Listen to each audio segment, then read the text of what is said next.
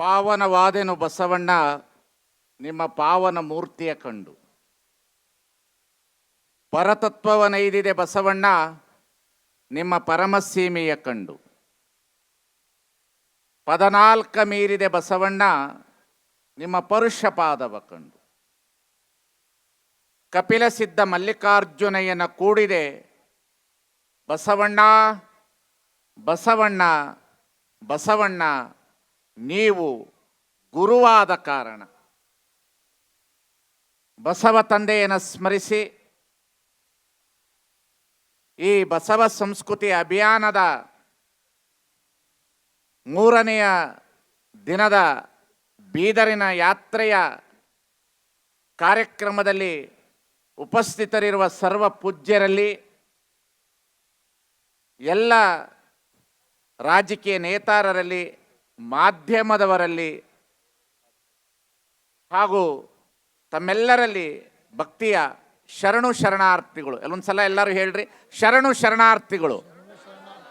ಕೇಳಿಸ್ತಾ ಇಲ್ಲ, ಶರಣು ಶರಣಾರ್ಥಿಗಳು.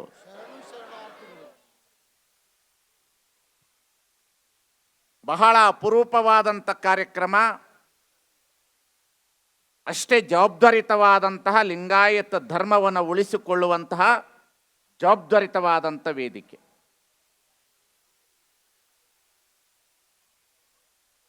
ಕಾರಣ, ಈ ಧರ್ಮ ಬಸವ ಸಂಸ್ಕೃತಿಯ ಧರ್ಮ ಅನ್ನತಕ್ಕಂಥದ್ದು ನಾವು ತಿಳಿದುಕೊಳ್ಳಬೇಕಾದ್ರೆ, ಹಾಗಾದರೆ ಬಸವಣ್ಣ ಬರುವ ಪೂರ್ವದಲ್ಲಿ ಈ ದೇಶದಲ್ಲಿ ಸಂಸ್ಕೃತಿ ಇರಲಿಲ್ವಾ? ಬಸವಣ್ಣನವರು ಬರುವ ಪೂರ್ವದಲ್ಲಿ ಈ ಭಾರತ ನೆಲದಲ್ಲಿ ಮನುಷ್ಯರಿಗೆ ಸಂಸ್ಕೃತಿಯನ್ನು ಹೇಳಿಕೊಡೋರು ಯಾರು ಇರಲಿಲ್ವಾ?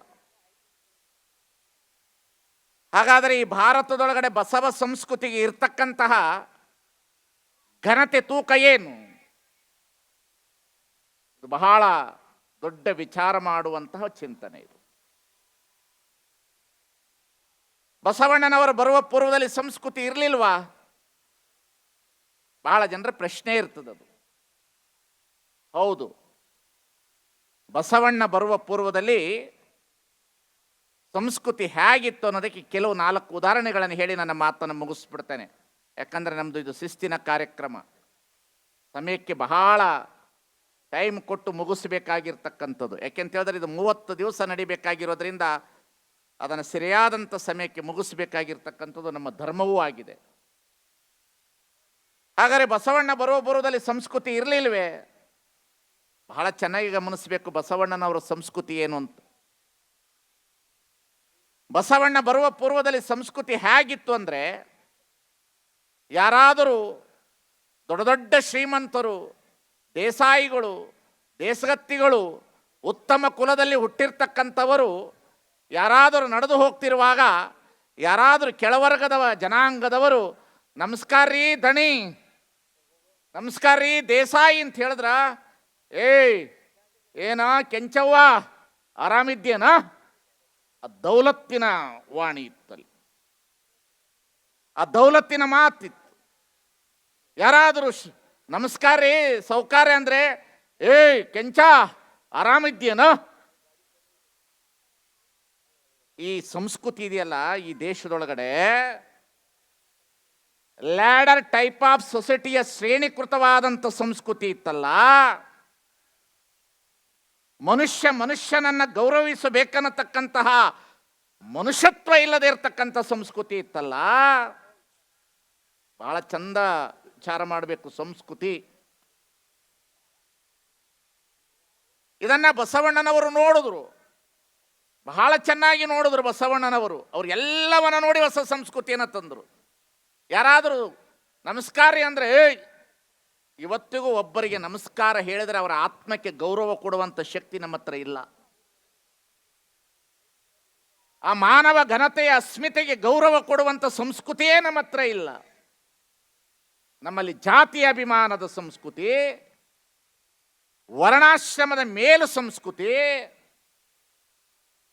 ಮನುಷ್ಯ ಕುಲವನ್ನೇ ಗೌರವಿಸಬಾರದನ್ನತಕ್ಕಂಥ ಸಂಸ್ಕೃತಿ ಇದ್ದಾಗ ಬಸವಣ್ಣನವರು ಈ ನಮಸ್ಕಾರ ಅನ್ನತಕ್ಕಂಥ ಸಂಸ್ಕೃತಿಗೆ ಒಂದು ಹೊಸ ಸಂಸ್ಕೃತಿ ತರಬೇಕಲ್ಲ ಅಂತೇಳಿ ಹರಳೆಯನ ಮನೆಗೆ ಪ್ರಸಾದ ಸ್ವೀಕರಿಸಿಕೊಂಡು ಬರುವಾಗ ಹರಳೆಯನವರು ಶರಣಾರ್ಥಿ ಬಸವಣ್ಣ ಅಂದಾಗ ಬಸವಣ್ಣನವರು ಶರಣು ಶರಣಾರ್ಥಿ ಶಿವಶರಣ ಹರಳಯ್ಯ ಅನ್ನತಕ್ಕಂಥ ಸಂಸ್ಕೃತಿಯನ್ನು ತಂದರು ಅನ್ನತಕ್ಕಂಥ ಬಹಳ ಅತಿ ಅದ್ಭುತವಾದಂಥ ಸಂಸ್ಕೃತಿ ಇದು. ಶರಣು ಶರಣಾರ್ಥಿ ಶಿವಶರಣಯ್ಯ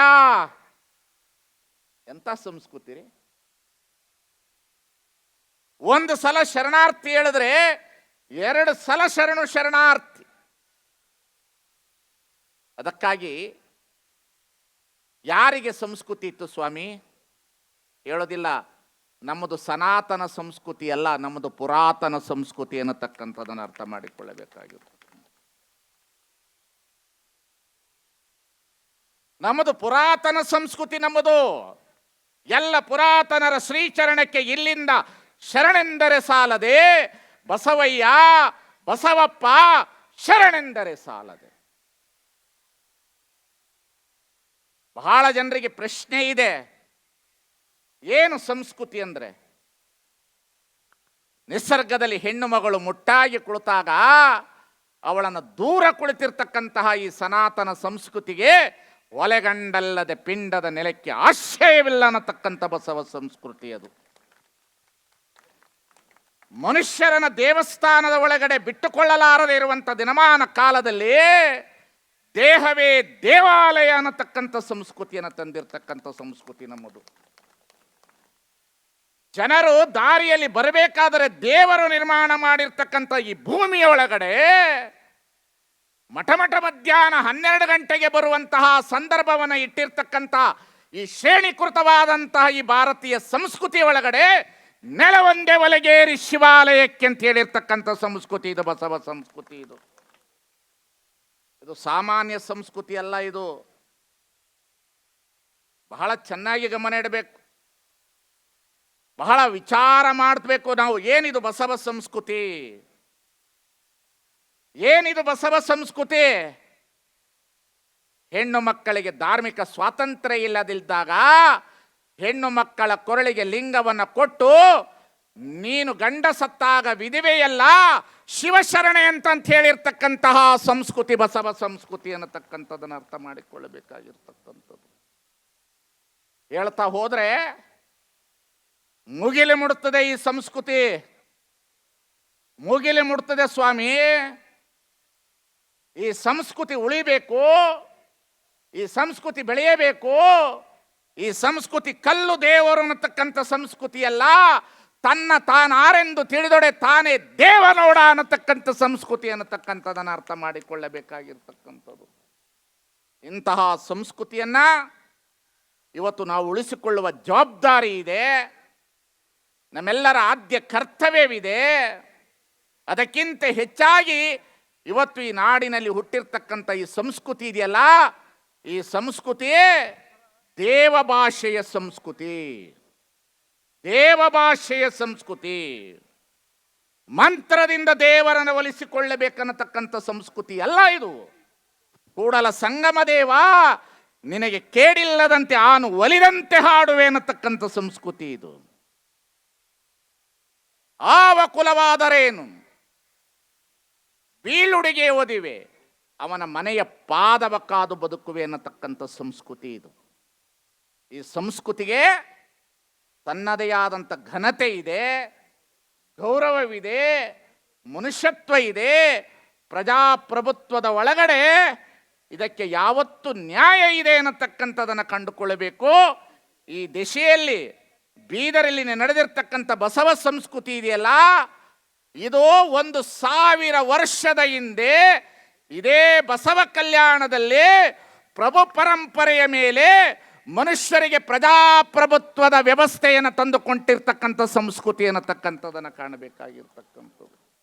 ಹೇಳ್ತಾ ಹೋದರೆ ಇದನ್ನು ಮುಗಿಲಿ ಮುಟ್ಟುವಂತಹ ಮಾತುಗಳಿದೆ, ಹೆಚ್ಚು ನಾನು ಮಾತನಾಡೋದಿಲ್ಲ. ನಮ್ಮ ಜವಾಬ್ದಾರಿ ಇದೆ, ನಾವೆಲ್ಲರೂ ಬಹಳ ಗಂಭೀರವಾಗಿ ಪರಿಗಣಿಸಬೇಕು. ಬಸವಣ್ಣ ಎದಕ್ಕಾಗಿ ಹುಟ್ಟಿ ಬಂದರು ಅನ್ನತಕ್ಕಂಥ ಅರಿವು ನಮಗಿರಬೇಕು.